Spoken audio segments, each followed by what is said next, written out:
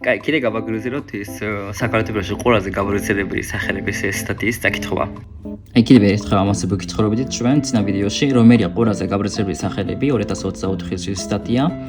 შედარებით ახალი მონაცემები არის და ნახეთ, ანუ ამის მერე კიდე არის ანუ 20-ური მამაკაცების სახელები, გიორგი სან, დავითი სან, ალექსანდრე სან, ლუკა სან, ასე შემდეგ და მამაკაცების მერე კიდე არის ქალების გუგუების სახელები, ნინო სან, მარიამი სან, ანა სან, თამარ სან, მარიამი სან, ასე შემდეგ.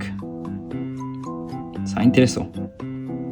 დია სან, ლალი სან და ეს სახელების ეს ფენომენი ძალიან საინტერესოა ჩემთვის რა, იმიტომ რომ იაპონიაში ძირითადად სახელი ეს სახეობა ძალიან განსხვავებია. განსაკუთრებით ჩემი სახელი რიოსეი არის ძალიან იშვიათი. ამიტომ აი ქუჩაზე გარეთ რომ ვთქვათ რიოსეი, ანუ მე ვარ მარტო ერთ-ერთი მე ვიქნები. მაგრამ საქართველოს შემთხვევაში, მაგათაც სტატია რომ წავიკითხეთ, აი გიორგი სან ძალიან ბევრია, ნინო სან ბევრია, მარიამი სან ბევრია. Პირველად რომ ჩავმოვიდი და იმდენი გიორგი სან და იმდენი ნინო სან რომ იყო, მეთქი როგორ შეგიძლიათ სხვადასხვა გიორგი სანები და სხვადასხვა მარიამი სანების, ნინო სანების განსხვავება. ახლაც მე არ ვიცი სხვადასხვა. ანუ როგორ